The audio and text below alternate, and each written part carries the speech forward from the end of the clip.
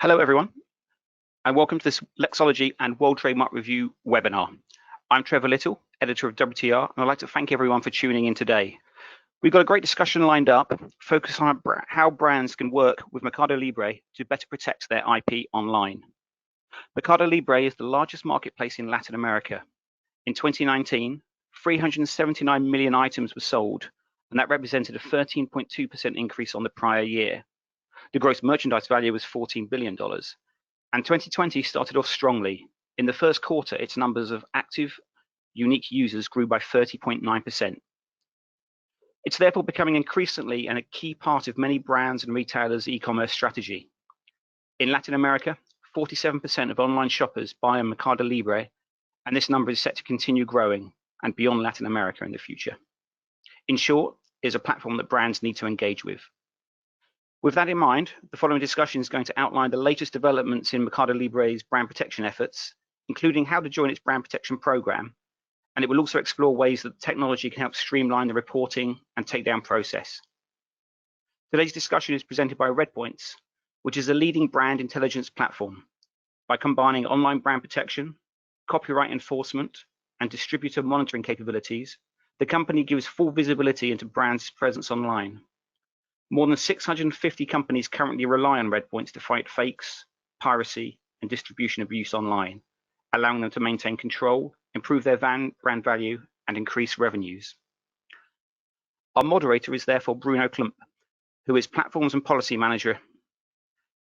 Bruno is an experienced policy manager with 10 years experience working in the internet industry for various global online platforms, including YouTube, Twitter, and Facebook. At Redpoints, he's currently in charge of managing intellectual property, anti-piracy, and anti-counterfeiting strategies, policy making, risk management, online content, and languages. And joining Bruno are two representatives of Mercado Libre. Juan Cicero is head of the brand protection program. Before joining the company, he spent almost 4 years with PMI as manager of illicit trade prevention for Latin America and Canada. And before that, he worked with Nike for over a decade, leading the brand protection program for the Southern Cone. Guadalupe Yamila Garcia Crespo is IP Regional Counsel. Before joining Mercado Libre in 2016, she worked in the trademark department at Marvel, O'Farrell, and Merrill in Buenos Aires. So I've just got a few admin points before we start. First and foremost, please use the online speaking question tool to post any questions, and then after the presentations, the speakers will endeavor to answer them. Second, if you have any audio-visual problems during the presentation, please also let us know by using the online question tool, and we will do our very best to resolve them for you. And finally, just a note, the recording of this session and the accompanying slides will be posted online, and we will send a link to all webinar attendees. So please use the link and also send it to any colleagues you think may be interested in today's discussion. But without further ado, I'm going to hand over to the speakers.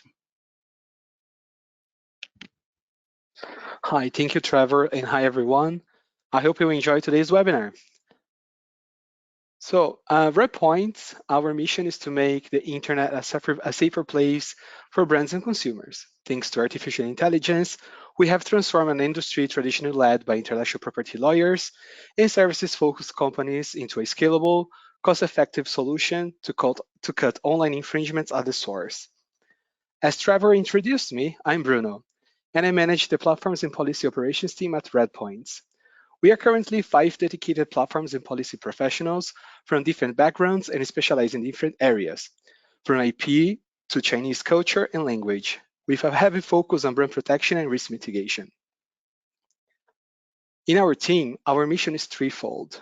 We investigate and research international IP law in order to find new solutions, as well to understand how we can scale these solutions for our clients.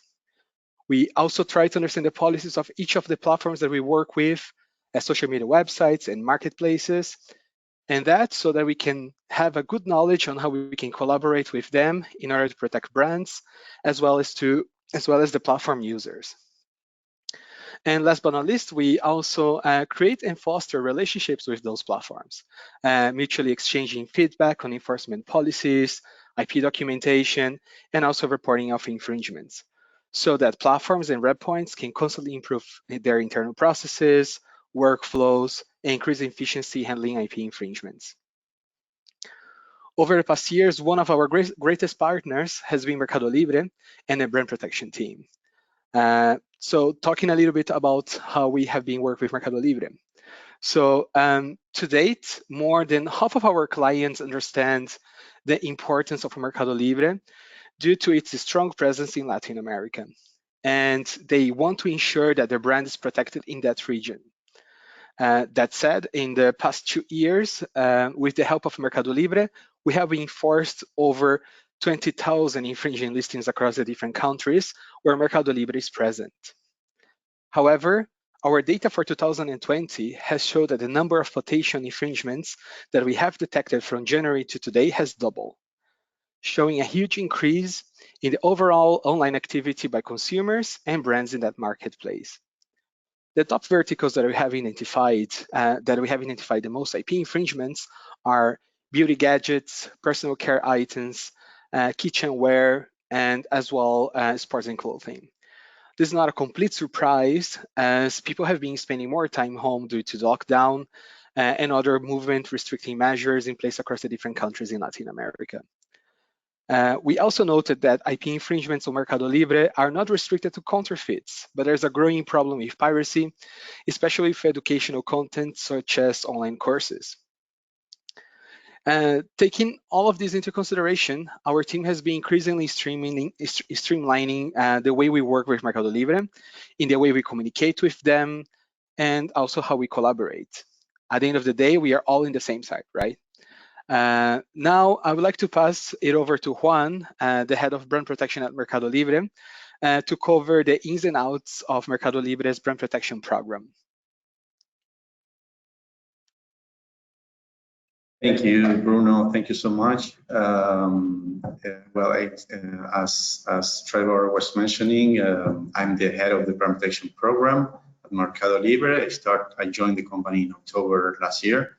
So I've been on the other side of the fence for many years, and now I jumped in and I'm in the marketplace. So which is super excited, and it's been great that I can now provide all my expertise in this side of the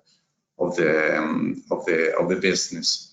So first of all, it's important to say that Mercado Libre is by far the leading e-commerce and fintech technology company in Latin America.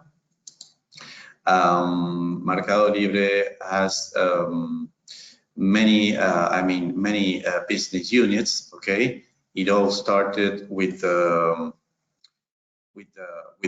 marketplace. Okay, the company was founded in 1999, so it's been 21 years already, but we now have other business units such as Mercado Pago, which is now the main business unit that we have in the company, which provides fintech services such as an online payment processor, so sellers can use online payment solutions to do transactions in the marketplace. But also we offer Mercado Pago as a payment solution to the brick and mortar business, such as retailers, restaurants, tractors, or any other type of retail or services that would like to use Mercado Pago as a payment option. Then we have Mercado Shops, which is another business unit. And this gives the sellers the possibility to create their own e-commerce platform, their own site, and Mercado Libre provides all the expertise and the knowledge and the technological solutions in order to have their own e-commerce platform. And at the same time, the good thing about having a Mercado Shop site is that the seller can replicate their listings in our marketplace. Okay, so it's kind of a combination of both. And then, of course, the seller can have their Mercado Shop site and use our Mercado Pago online payment solution. Then we have Mercado Libre Publicity, which is advertising. This gives the sellers the possibility to boost their sales by having this advertising in in their profile. And then we have logistics. We have Mercado Envío. This is one of the key elements that Mercado Libre has been implementing in the last few years. One of the options that we have is fulfillment. We have different fulfillment centers in different countries, such as Argentina, Brazil, Mexico, Colombia, and Chile, in which the seller sends their products to our fulfillment center, and from our fulfillment center, we manage their inventory. And from there, we ship the products directly to the consumers, ensuring the best time frame in terms of delivering of the goods. Mercado Libre operates in 18 countries, as much of you know. In Latin America, we have operations in 8 of those countries. And by operations, we mean we have offices, we have physical presence in Argentina, Brazil, Uruguay, Chile, Colombia, Peru, Venezuela, and Mexico. And so far, we are more than 2,000 collaborators or employees working at Mercado Libre, and this number is becoming higher every month.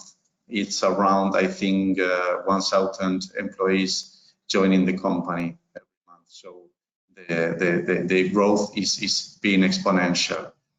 And I have started with all this to give you an overview of our business and to let you know that, of course, our goal is to ensure that our users get the best experience when they buy and sell on our marketplace. We want to ensure that we have a clean marketplace to offer the best quality products and services to our buyers and consumers. And therefore, this is the reason why we need to work with brand owners and, of course, vendors or service providers such as Red Points, in which we have an excellent relationship and partnership. And this is exactly what we are looking for, to create bridges and partnership between the right holders and those vendors that are acting on their behalf to protect their intellectual property rights, because we want to ensure that their brands and our reputation is safe. This is basically why we work very closely with brand owners and other IP owners. Now I will pass over to my colleague Guadalupe, who is going to talk about the voluntary measures that Mercado Libre is carrying out. So Guada, please. Thank you, Juan. Good afternoon to everyone. So Mercado Libre has different solutions or approaches to the collaboration in the fight against intellectual property infringements in our platform. One is the possibility for any user, either buyers or sellers, to report listings that offer counterfeit products and infringe our policies. The second approach is our notice and takedown tool for IP owners or their proxies to report infringing content either against each listing individually or by reporting them in bulk. Finally, we have also entered into collaboration agreements with different stakeholders, both from the public and from the private sectors in different countries, like chambers and associations, law enforcement, and authorities related to various matters such as health regulation. In the field of intellectual property, our most recent collaboration agreement was signed with Indecopi in Peru. And through these agreements, we provide the monitoring and the reporting tool to authorities, and we work together with them, sharing information on reported sellers. Juan? Thank you, Guada. So now Guada is going to talk a bit about our brand protection program and the IP rights that protects. Thank you. So more specifically about our notice and takedown tool, formerly known as the Intellectual Property Protection Program and recently renamed as the Brand Protection Program. It was launched in the year 2000, shortly after Mercado Libre started operations. Initially, and given the lack of regulation in the region, the procedure was inspired by the DMCA, taking concepts such as the counter notice for this interaction between the IP owners and the sellers. However, as it was mentioned before, our tool was not limited to copyrights and provided the possibility to enforce a wide range of intellectual property rights. So from a single account and in all the 18 countries where Mercado Libre operates, owners of trademarks, patents, utility models, industrial designs, and copyrights can enroll providing proof of the ownership and the validity of those rights by submitting certifications of grant in the case of industrial property rights, and evidence of the artwork or deposits in the case of copyrights, and open an account in the program to start reporting. Thank you, Wara. Moving forward with the presentation, I think I specifically wanted to include this slide because I think it gives you a sense of this multidisciplinary approach, right? Before joining Mercado Libre, I wouldn't have imagined that so many areas in the company, actually it's 9 areas, that are involved directly or indirectly in the brand protection program initiative, which is one of the top priorities for the year 2020, by the way, for the company. So the company is taking this matter really seriously. So we have sales, which is the area in which I belong to. I'm part of the marketplace. But then we have areas such as product, fraud prevention, which is a key area that works very closely with us because it works with all that has to do with the proactive moderations and proactive detections that we do from our end in order to prevent infringing listings from being posted in the marketplace. Then we have the legal department. We have Wada with us. She's giving a great support in all IP related matters. Then we have user experience. We have customer experience. We have, of course, IT, which is central for us. We have a team of machine learning who works in developing machine learnings and artificial intelligence solutions to enhance our proactive moderations in the marketplace. And finally, we have a PR communications team who helps us in giving visibility to our brand protection program and expand our communications. One of the things that is very important for us to mention is teamwork, right?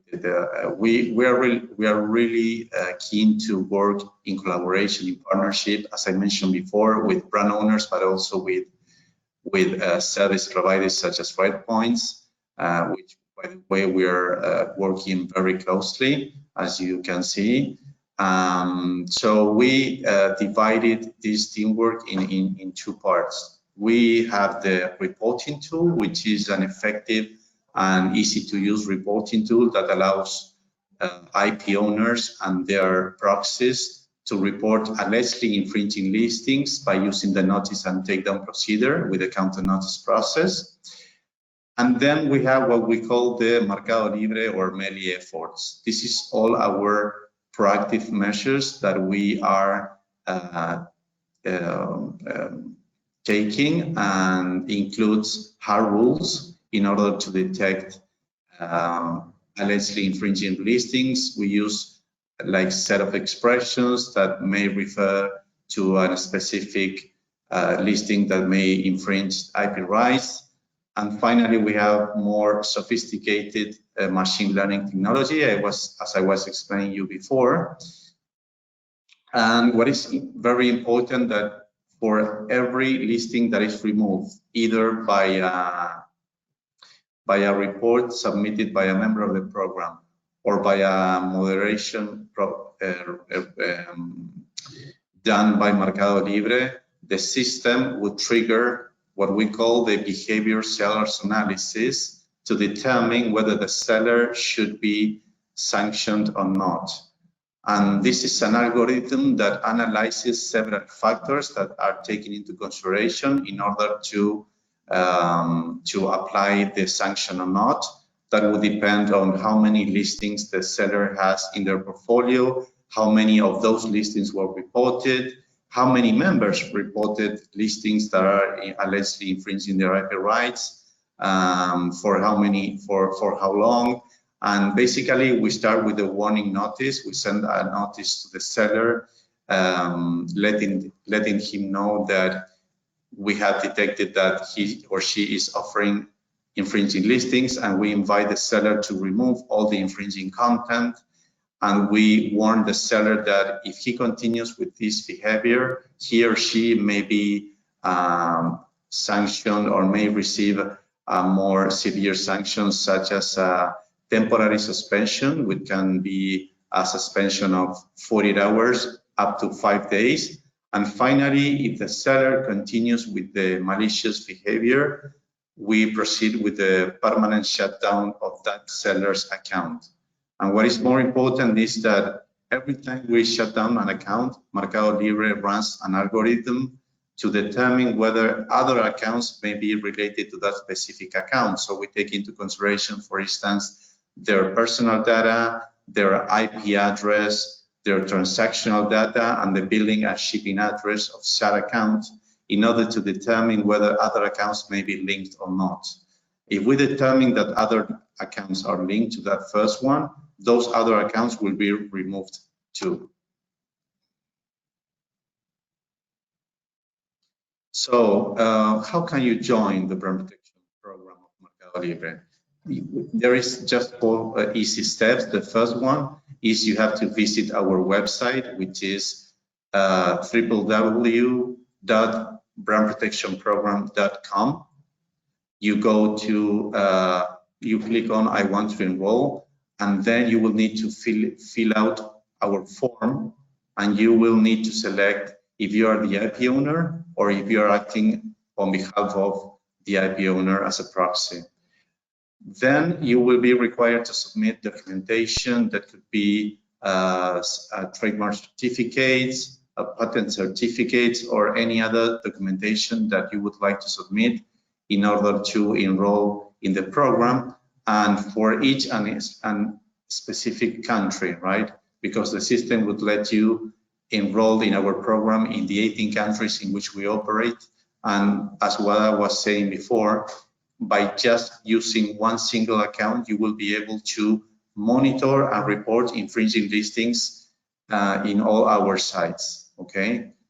Once you filling out the form and you submit the documentation, you will accept the terms and conditions. You click on submit, and we will receive your request. We will provide you by email a number so you can keep track of your request. And within 24 or 48 hours, we will give you the welcome to the brand protection program, and we will provide you the credentials. Of course, if we see that there is any missing detail, information, or documentation, we will be sending you an email requesting for that additional information in order to make sure that your account is all set before you, of course, start using the tool and start reporting.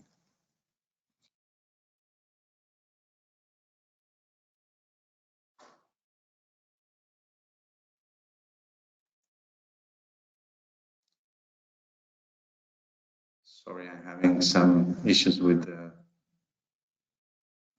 slides. Oh, sorry.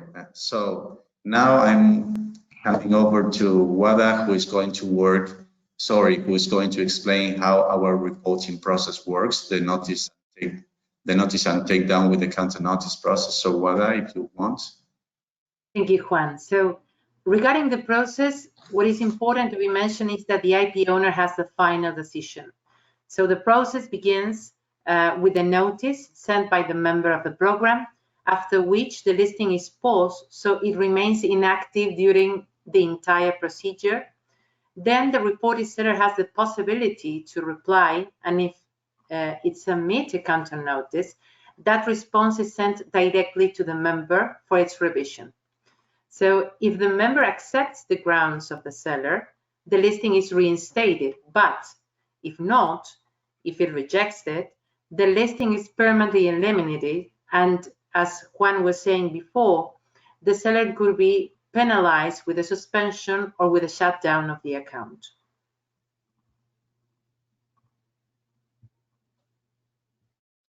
Okay.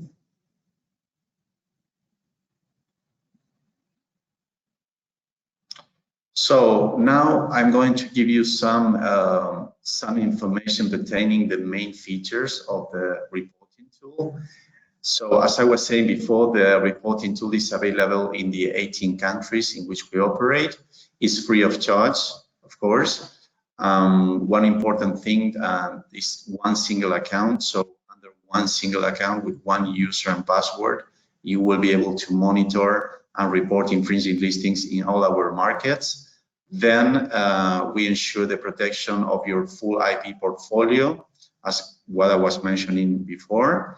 The notice and takedown procedure with the counter notice process. So we let the seller the opportunity to reply to the member of the program with their documentation or a picture of the product to sustain that the product is genuine or not. But as what I was saying before, the member of the program has the final decision. Mercado Libre does not take part of the counter notice process.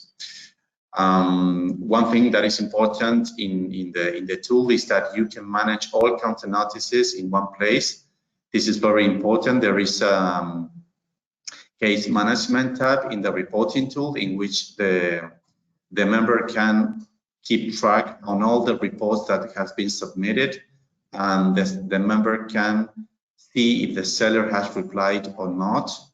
And if the seller has replied, the member can review he or her the reply from the seller, and the system will let the member know how many days left has in order to reply and confirm the report. This is very important because you as a member of the program has 4 running days to either confirm or dismiss the report. Another important element is that we have real-time search. So whatever you search in the search engine of the reporting tool is what you see live in the marketplace. You can apply special filters such as the URL. You can search by category. You can search by seller. You can also filter by price. I mean, you have several options in order to narrow your search and make your search more time efficient. Then you can audit sellers. You can blacklist or whitelist sellers. Whenever you identify a seller that is potentially a malicious seller, you can blacklist that seller, and you can then keep track on those listings that are being posted by that specific seller. You can create several profiles. This is very interesting because maybe in your company you have more than one working on the tool, so you may want to have different profiles, and each of them can keep their own searches. They can select the language in which they want to see the tool, and they can also select the prices in which they want to see the listings, because depending on the company, the members or the different auditors may be in different countries, so they may want to see the listings in different prices. And finally, and this is very important too, the tool is available in English, Spanish, and Portuguese. And it's not mentioning here, but there is a support section in the tool in which all our members can get in contact with our support team by filling in a form and attach any document that they want to attach. They can put in contact with us in case they submitted a claim by mistake, or in case they want to report an error in the tool, or whatever reason they want to reach out to us. We can provide support within 48 hours.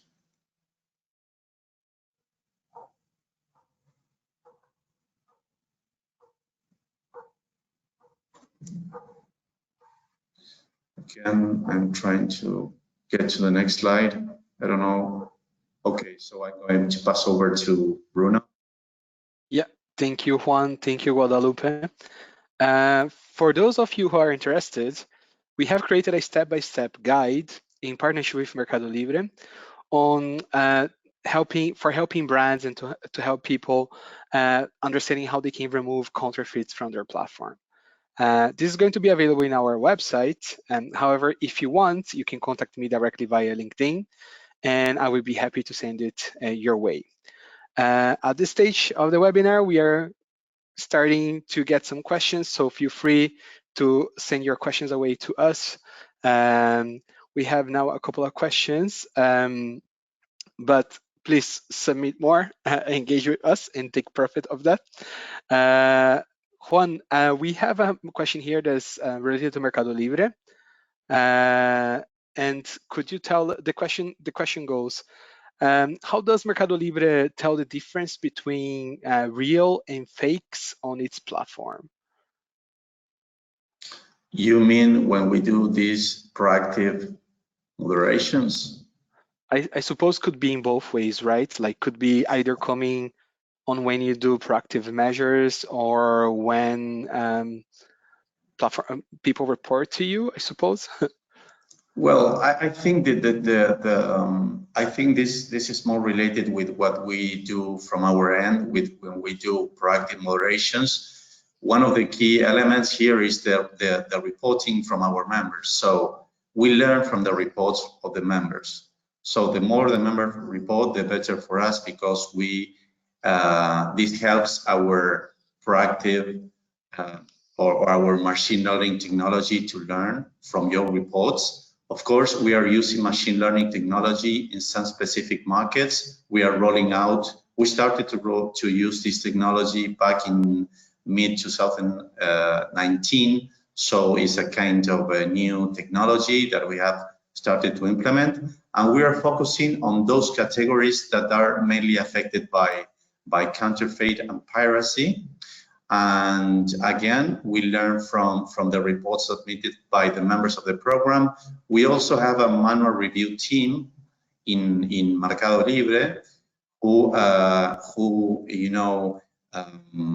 review listings that could be potentially infringing listings. We take into consideration the pricing. We take into consideration the reviews from the buyers. We take also into consideration the Q&A sections and all the what we call the customer feedback.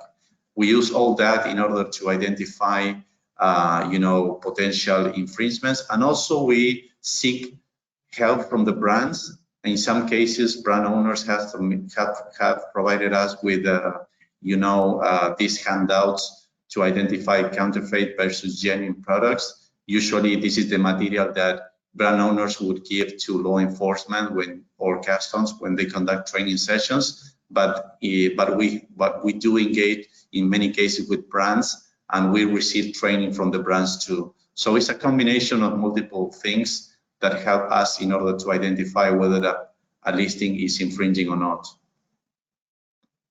I don't know whether you want to comment on this. No, nothing to add. Cool. We have here actually a bunch of other questions.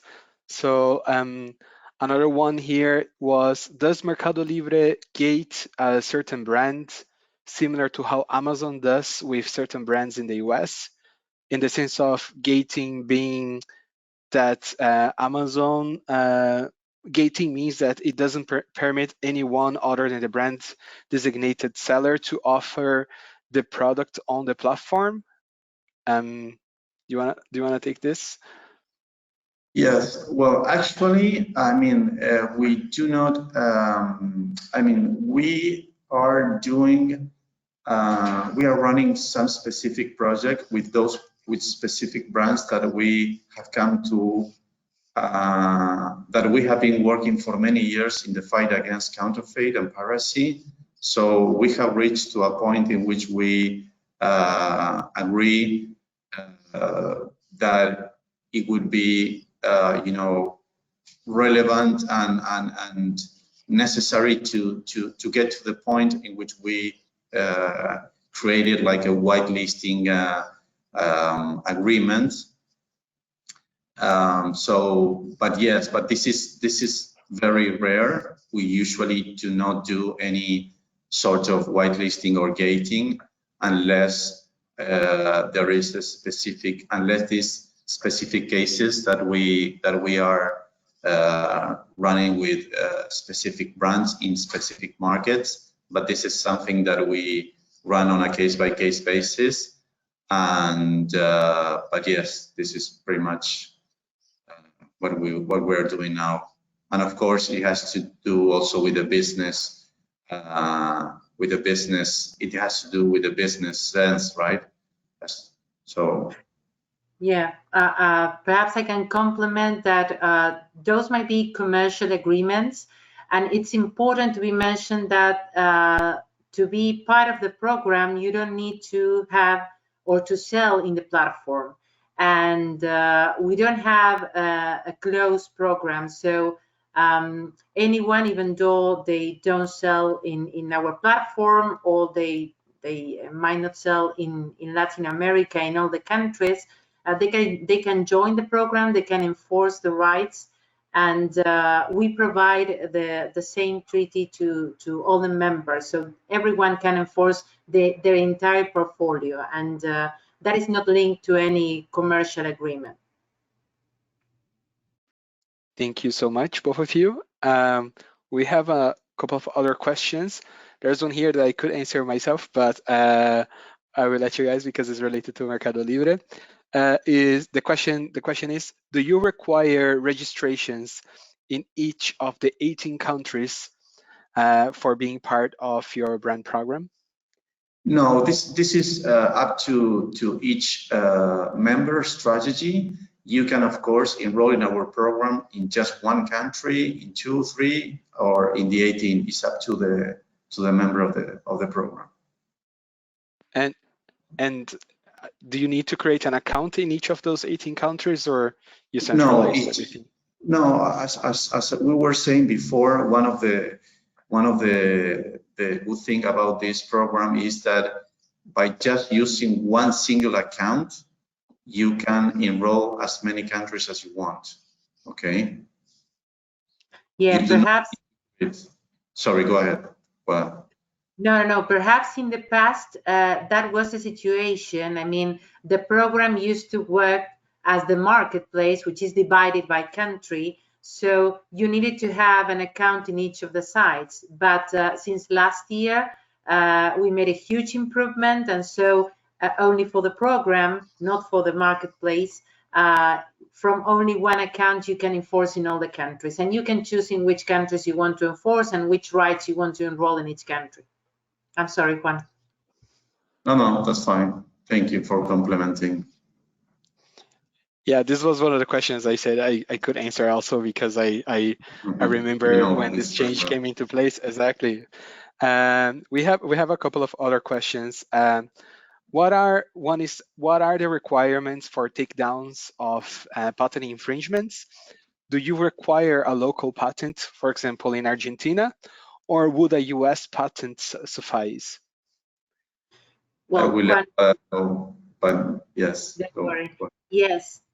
So we need to follow the requirements, the law requirements each of the rights has. So for industrial property rights, they have to be granted in each of the countries they want to enforce. There's a different situation for copyrights because registration is not mandatory and there's a worldwide protection. But for patents, as well as for trademarks or for industrial designs, that is the reality, because we have to follow the laws in each of the countries. Yeah. Thank you so much. Let me see, because as I say, we're getting loads of fresh questions. There's one. Could you tell us more about how to do a brand owner training for Mercado Libre? Sorry, could you please rephrase that one? Or yeah, it says, could you tell us more about how to do brand owner training for Mercado Libre? So I guess would be how yes, brands work in training you on their brand. Well, this is a great question. I mean, you can of course get in contact with us, and we can easily coordinate and set up a training session with our fraud prevention and machine learning teams, so we can all learn from the brand. And yes, we can easily do that. And actually, is what we are doing with several brand owners. So if you want, you can put in contact with us, and we can easily arrange this training session for us. Thank you so much for the offer. Thank you. Let me see other questions. So one is, do you have any tool to report expired products? Well, by expired product, I mean this is something that has to do with sanitary issues, right? I mean, this is out of the scope of the protection program, but we do have other tools in which you can, of course, report these sort of products. I think that there is an option in each of the listings in which you can denounce, and you can select the reason why you are reporting the listing. If this is the case, you can report it. But then I believe, Wada, maybe you can complement on this, because we have several agreements with regulatory, agencies and sanitary agencies that are also using the tool and reporting this kind of thing.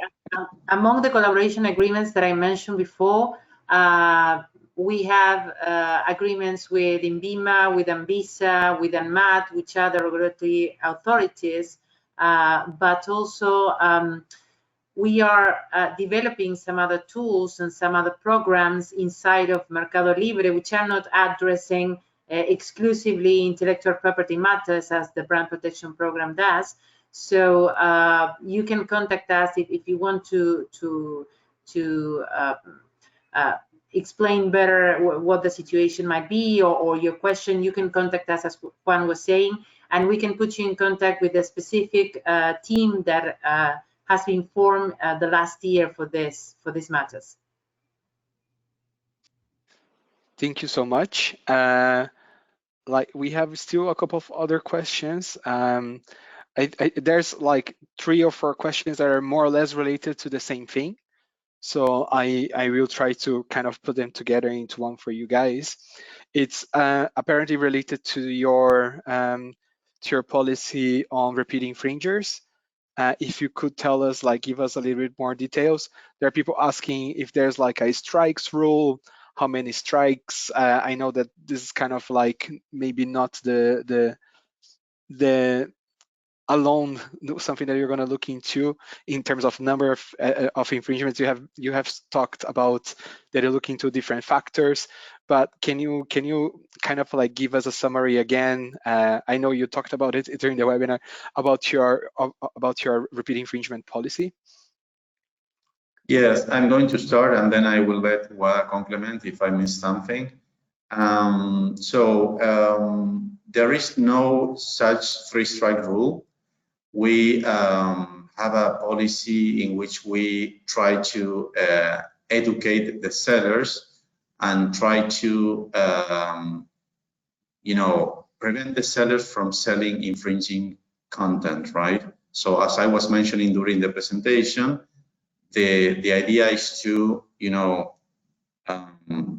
start with warning the seller that has been detected selling or offering infringing content, and preventing him or her to continue offering those listings. So we invite the seller to remove all those listings in order for the seller not to be reported by any other member of the program, or not to be detected by our proactive measures. The system takes into consideration many factors. As I was saying before, it's not the same to have a seller with a portfolio of 1,000 items and just 2% or 1% of those listings are reported by a member of the program, versus a seller in which 99% of their portfolio was reported by our members of the program. We understand that in that case, the seller will be considered as malicious. So eventually the seller will be removed from the platform more quickly and faster than the other one, in which we believe that it may be, infringing IP rights, because in some cases the seller wouldn't even know that he or she is infringing IP rights. For instance, we have several cases in which the sellers are using proprietary images extracted from the internet, from an official website of a brand owner, and the seller wouldn't even know that that is a copyright infringement. So we try to educate, and we try to raise the point that that cannot be done. But in most of the cases, the seller wouldn't even know. Some other case is, for instance, when the seller posts a listing and includes the logo or the trademark together with the product, right? So that, of course, is a trademark infringement, because it's a non-authorized of a logo or a registered trademark. In that case, also, in most of the cases, the seller wouldn't know that even though they're offering a genuine product, they are not allowed to use logos or trademarks that are registered to promote their products. So, you know, it's kind of a combination of several factors. We try to educate the sellers, and actually the ratio is that 60% of the sellers that are reported through our brand protection program are in a way re-educated, and they prevent from infringing, from continue infringing. Okay, so in a way, this is the idea, right? To explain, to teach the sellers, and actually we conduct training sessions specifically for sellers. We provide guidelines on how to avoid or how to prevent from being reported by a member of the program. What should we do? What can they do, and what can't they do? We provide guidelines. We explain what is a trademark, what is a copyright, what is a patent, and so on and so forth, in order for them to have more information to make sure that whatever they post in their listings is not infringing third-party rights. Because in most cases, when we shut down the account, the seller comes back to us complaining about this, because they wouldn't even know why the account was shut down.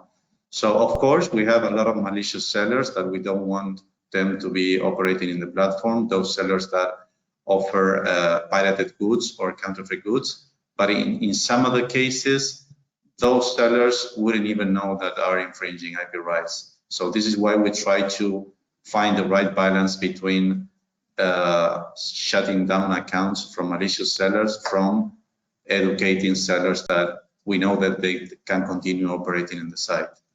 I don't know why you want to complement with something else, but. No, I think you cover everything. Perhaps mentioning that we have a specific landing with educational material explaining each of the rights and the infringements. So perhaps it's a good material to go through if you want to visit it.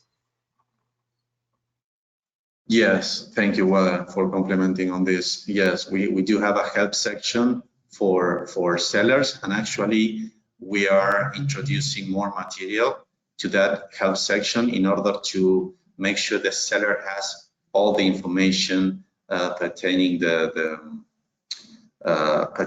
program. And I take this opportunity to let you all know that we are exploring an initiative that consists in including information directly from brand owners, similar to what eBay is doing in their Vero program. Any brand owner that may want to submit like a presentation of what the company is, what products they sell, like a Q&A session, why they reported the infringement, what are the sorts of products that are being offered, what sellers can do and what seller cannot do with their products. This is something that we're exploring, and eventually we will do. we are seeking for feedback from brand owners and proxies, and we are inviting them to provide us with that material, right?